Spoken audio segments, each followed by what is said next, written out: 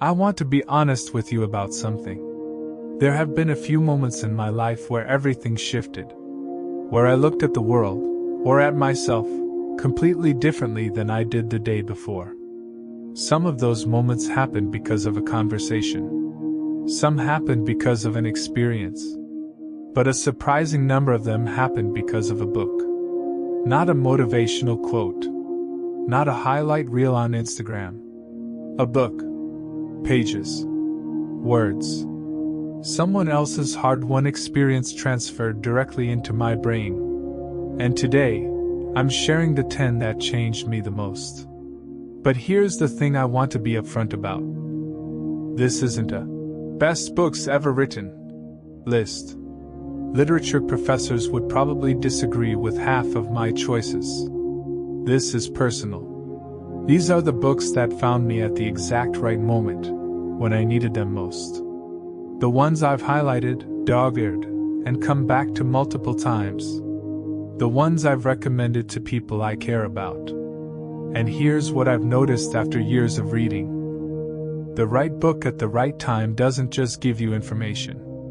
It gives you permission. Permission to think differently. To want more. To stop settling. To start over. So whether you're at a crossroads, looking to level up, or just trying to make sense of everything, I think something on this list might do the same for you. Let's get into it. Book 10, The Alchemist by Paulo Coelho. Starting at number 10. And I almost didn't put this one on the list because it feels almost too well known. Too obvious. But then I remembered what it actually did to me the first time I read it, and I couldn't leave it off. The Alchemist by Paulo Coelho. On the surface, it's a simple story. A young shepherd boy named Santiago leaves his comfortable life in Spain to follow a dream, a treasure he believes is waiting for him near the Egyptian pyramids.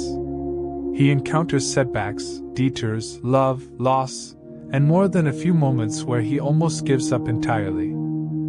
But here's the thing this book really is about. It's about the voice inside you that already knows what you're supposed to be doing with your life, and all the reasons you've been ignoring it. Coelho calls it your personal legend, the thing you were born to pursue.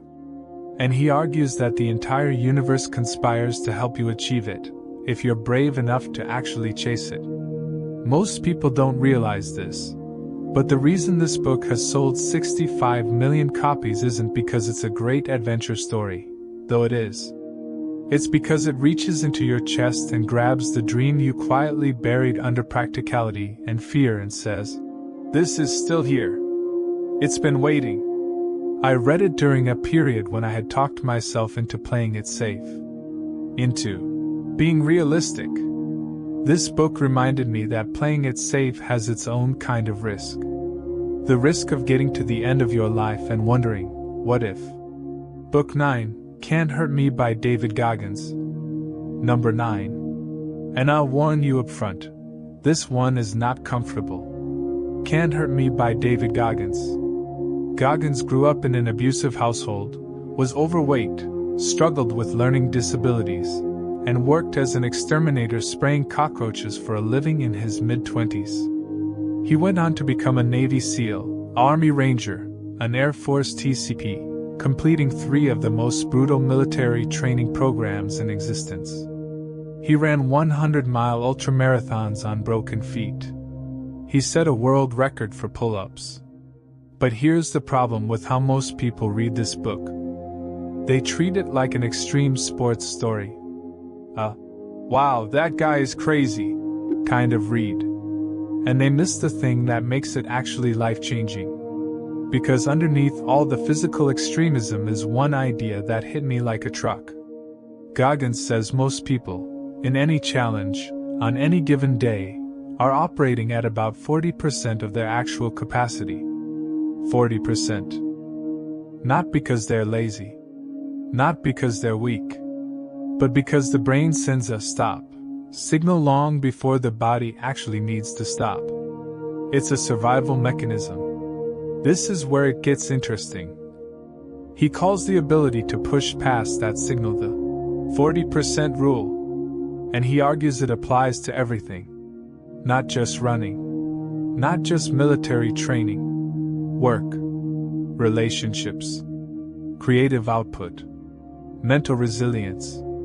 Everything. The day I read that, I thought about every time I'd said, "I can't," and I realized I hadn't been lying. I'd just been stopping at 40%. Book 8, The Power of Now by Eckhart Tolle. Number 8.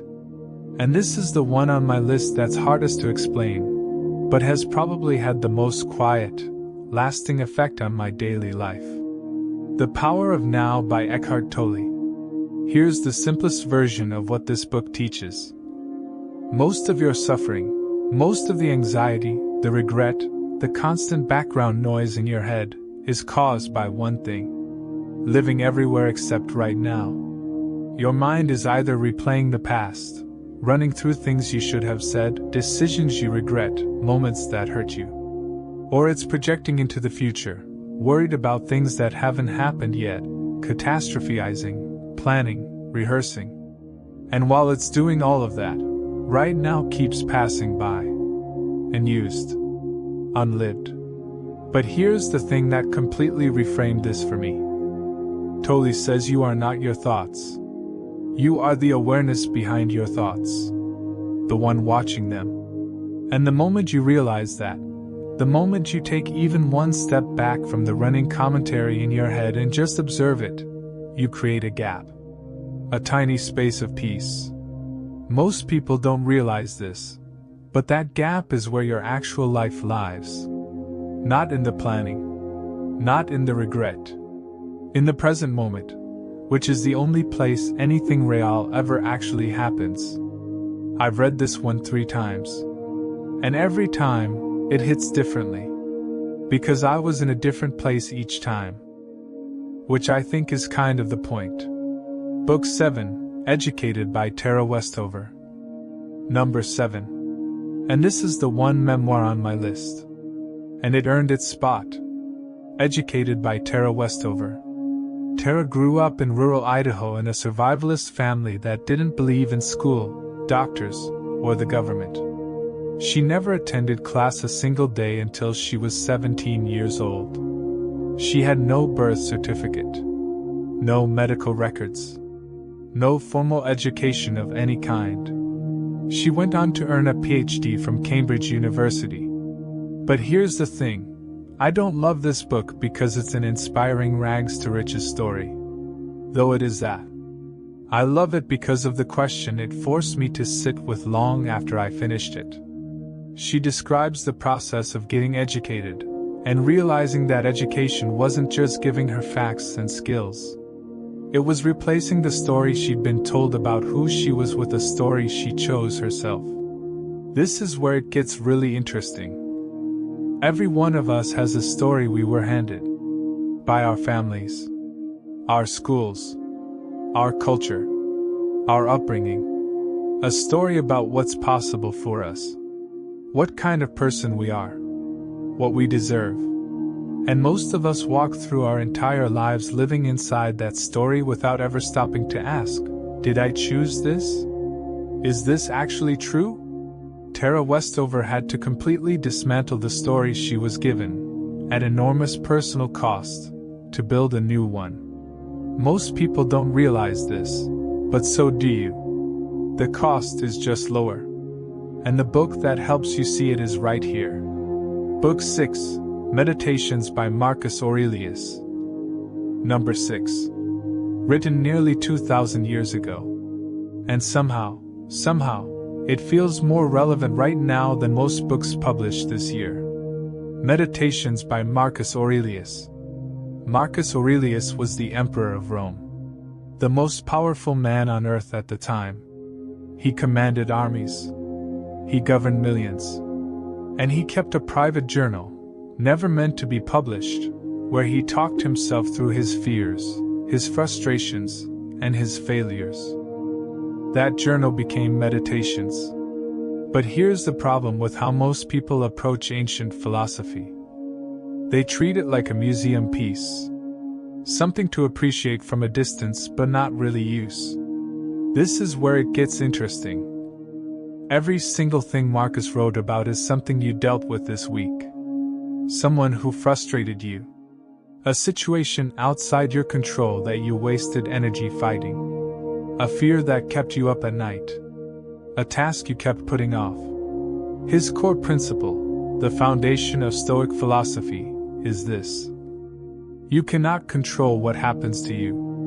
You can only control how you respond. That sounds simple. And it is simple. But here's what makes it profound. Actually living that principle, not just knowing it, changes everything about how you carry stress, handle conflict, and move through uncertainty. Most people don't realize this. But the most emotionally regulated, clear-thinking leaders in history didn't get there by having easy lives. They got there by training their response to hard ones. Marcus Aurelius was training himself on these pages. 2,000 years later, we can train with him. Book 5, Outliers by Malcolm Gladwell. Number 5. And this is the book that first made me question something I believed my whole life. Outliers by Malcolm Gladwell. The book opens with a question that sounds almost insulting at first. Why are Canadian hockey players disproportionately born in January, February, and March? Turns out, youth hockey leagues in Canada have a cutoff date of January 1st for age groups. Kids born in January are almost a full year older, physically bigger and more developed, than kids born in December of the same year. They get selected for elite teams earlier. They get better coaching, more practice time, more encouragement. By the time they're teenagers, the gap is enormous. And then talent, everyone assumed was natural, was mostly a product of an arbitrary birthday. But here's the thing this book is really saying. We look at extraordinarily successful people, the outliers, and we tell ourselves a story about their genius, their talent, their destiny. We don't see the hidden advantages, the timing, the cultural inheritance, the 10,000 hours that were made possible by circumstances, not just willpower. Most people don't realize this. But this isn't a book that makes you feel less capable. It's a book that makes you ask smarter questions. Not just, am I talented enough? But, am I in the right environment? Am I putting in the right kind of practice? Am I using the advantages I have, and finding the ones I haven't noticed yet? Because Gladwell's argument isn't that success is random. It's that success leaves patterns. And if you can read the patterns, you can engineer better conditions for yourself. This book made me stop waiting to feel talented enough and start creating the right conditions instead. Book 4, Viktor Frankl's Man's Search for Meaning. Number 4. And I debated putting this one so high on the list, because it is not an easy read. Man's Search for Meaning by Viktor Frankl. We talked about this book briefly in a previous video. But it earns a spot here too, because on my personal list, it sits at number 4 for a reason. Frankl was a psychiatrist who survived Auschwitz. He watched people die, not just from physical causes, but from something invisible. From the loss of meaning. From the moment they stopped being able to answer the question, why am I still here? And he noticed that the ones who survived, mentally, spiritually, were the ones who found an answer to that question. Any answer? A child waiting for them. A book they still needed to write. A person they needed to see again. Here's the brutal truth this book made me face. Most of us in the comfortable modern world, with our streaming services and our food delivery and our climate-controlled everything, are quietly suffering from the same thing those prisoners were. Not physical deprivation, meaning deprivation. We have more convenience than any generation in history, and record levels of anxiety, depression, and emptiness. Because comfort was never the point. Meaning was always the point. This is where it gets deeply personal for me. There was a period in my life where everything looked fine from the outside. I had stability. I had routine. I had security. And I felt completely hollow. This book gave me the language to understand why. And more importantly, the permission to do something about it. If you've ever felt that quiet, unexplainable emptiness, this book is for you. I promise. Book 3, The 7 Habits of Highly Effective People by Stephen Covey. Number 3. And yes, I know. You've heard of it. Everyone has heard of it. But I'm guessing most of you have never actually read it. And if you have, you may have read it too young to really absorb what it was saying. The 7 Habits of Highly Effective People by Stephen Covey.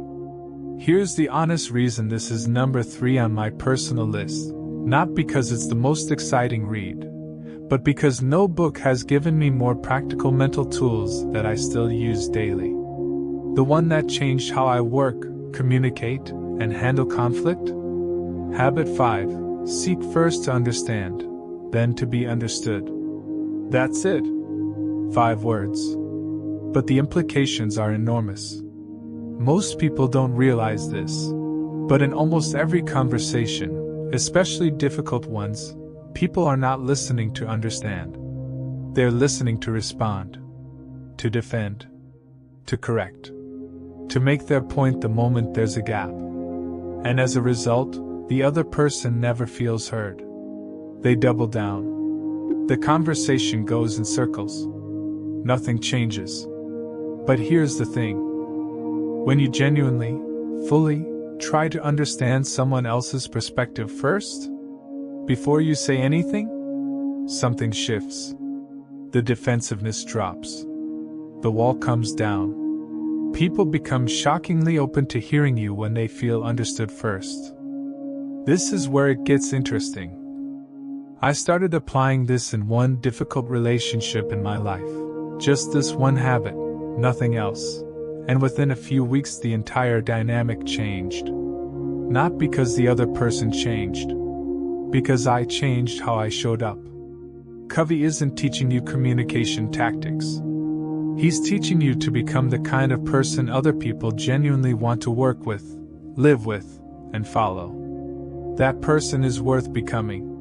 Book 2, Atomic Habits by James Clear. Number 2. And if there's one book on this list I'd put in the hands of my younger self, it's this one. Atomic Habits by James Clear.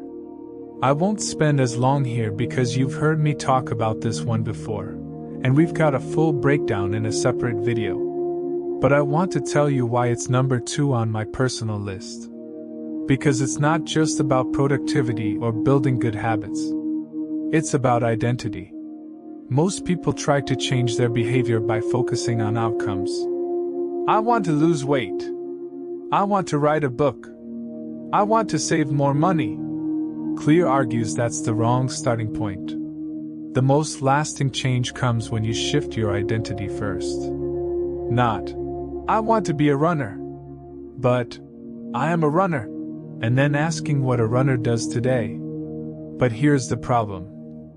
Most of us have an identity we built in our teens and 20s that we haven't updated since. We still see ourselves as the kid who wasn't good with money.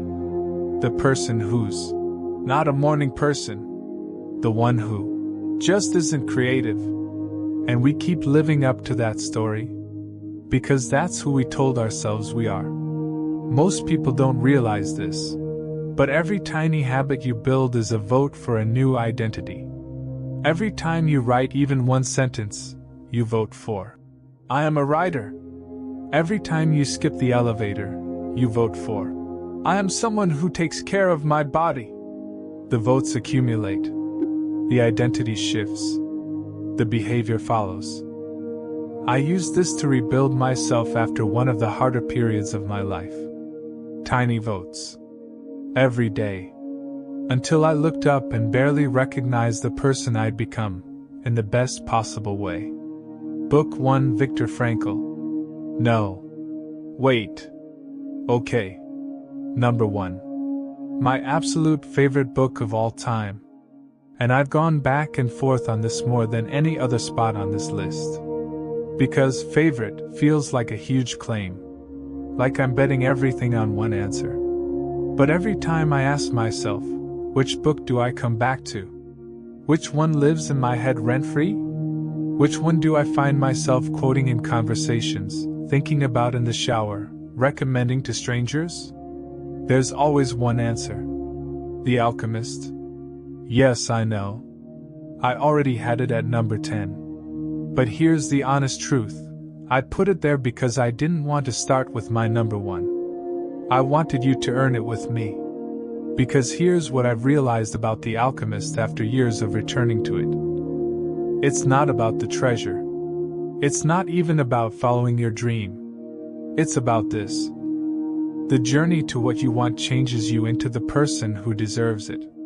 Santiago doesn't just find gold at the end of his journey. He becomes someone entirely different, someone who couldn't have held that life before he took the journey to earn it. Most people don't realize this, but that's the real reason most of us don't get what we say we want. We want the destination without the transformation. We want the result without becoming the person the result requires. This book, above everything else I've read, kept reminding me of that. Every time I picked it up, it was asking me the same question: are you on your journey? Or are you still standing at the beginning, planning to start? And every time, it pushed me back onto the road. So that's my list. 10 books. Each one from a different chapter of my life.